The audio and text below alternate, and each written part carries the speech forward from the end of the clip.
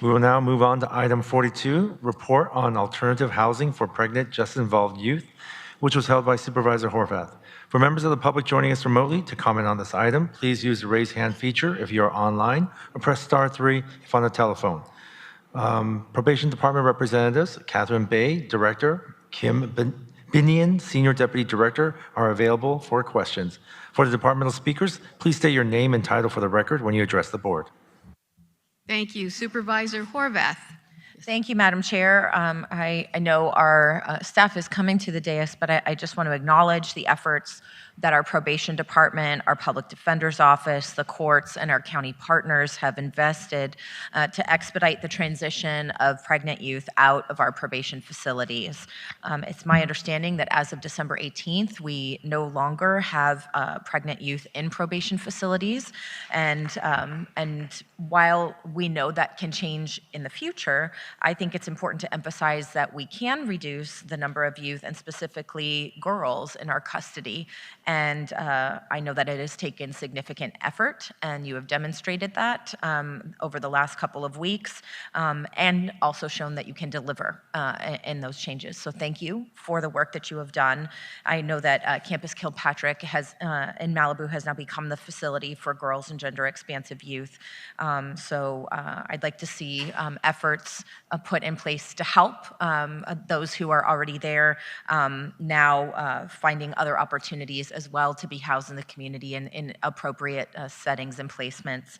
As you, I'm sure, are aware, this report back is intended to be recurring, and at first we sort of looked at it and said, well, if nobody's in custody and probation, then maybe we don't have anything to talk about. But I wanted to take the opportunity to highlight how hard you worked to make that a reality, and to highlight that now that we know we have solutions on a going forward basis, should there be a young person who's pregnant, that we have solutions that can help support them while they are pregnant, and also address whatever else is going on. So I thank you for the work that you did, and I hope that we are able to continue to not have pregnant youth in our facilities. So thank you for your work. Thank you. Supervisor Mitchell. Thank you very much. I too appreciate the work of the county departments and the courts, particularly our community partners, to ensure that pregnant justice-impacted youth are transferred to community-based placements. Again, the coordination between the departments in these past couple of months should be reviewed as a model for how we advance depopulation efforts across the board. I want to be clear that this is progress, and I hope that we would apply the same level of urgency for all youth. I'm going to repeat that we would apply the same level of urgency for all youth. And because it's my intention that we prioritize safe release to community placements. And so I'm interested in knowing what actions the departments have taken in the last month that contributed to the overall reduction in the population for girls and gender expansive youth. Kim Binion, Senior Director. A little closer. Kim Binion, Senior Director, Superintendent of Campus Vernon Kilpatrick and Dorothy Kirby Center. We are a part of the Ending Girls Incarceration Initiative, so we do work closely with DYD, OYCR, two CBOs, Beloved Village, Young Women's Freedom Center, and the Vera Institute to work on developing a sustainable plan to end girls' incarceration. With that, we have brought on, we also work closely with the alternate public defender. We have brought on a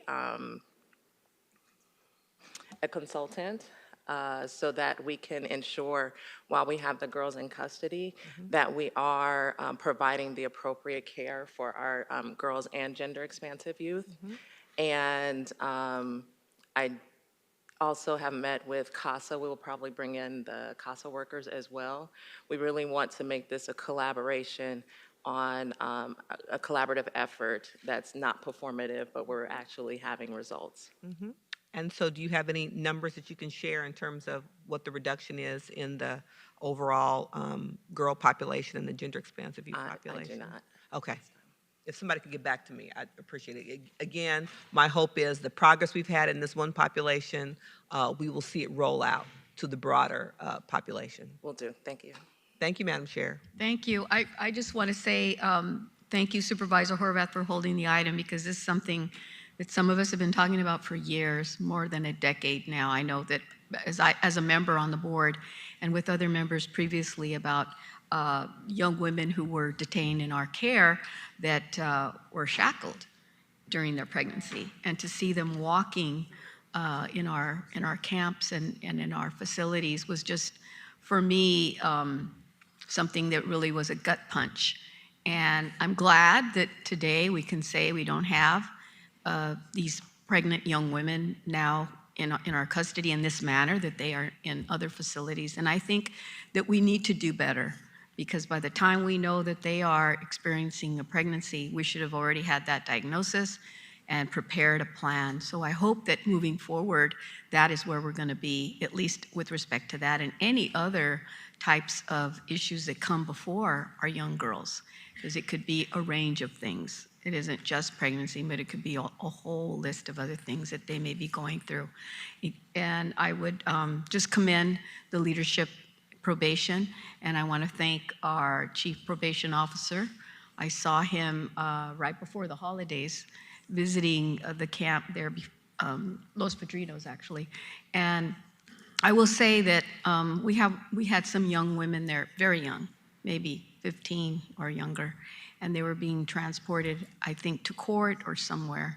But I was a bit taken because I saw them in shackles, and they were very young, very petite, and just in my mind, I didn't get an explanation as to why they were having to be subdued in that manner.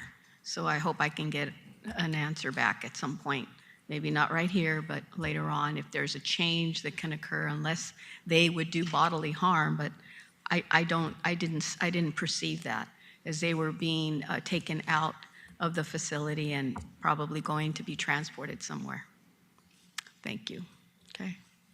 Seeing no other questions from the board, let's go to public comment. Will the following individual please come forward and staff will assist you? Rosie Espinosa. Madam Chair, there are no remote speakers to address the board. Remote participation for item 42 is concluded, and we will go to our in-person speaker. Please begin. I'm back again. Just I give you guys an applaud, because that is a start. It's just a start, a beginning for poor young women who are pregnant. I mean, us grown-up women who are pregnant, we go through enough. Imagine the poor youth being locked up, probably with, like I said, no injured party. Since Rodney King beating, I gotta say it. So what happened? Is this anti-family situation? The stakeholders are anti-family, or what's going on? I know it's all about the money, but there has to be a limit. I mean, there's young kids, young children, adult parents that are being harmed because of these county government programs. I don't know who's running them, because I really don't even know that yet. You know, there's so many secrets still behind closed doors, and there's many people still want to walk with blind eyes. My eyes are solidly open, and it's been open since day one, but it's been ignored. So I do give you guys an applaud for doing this first change. Thank you, Madam Chair and members of the board. That concludes public comment on this item. This is a receipt and file. Hearing no objection, that will be the order.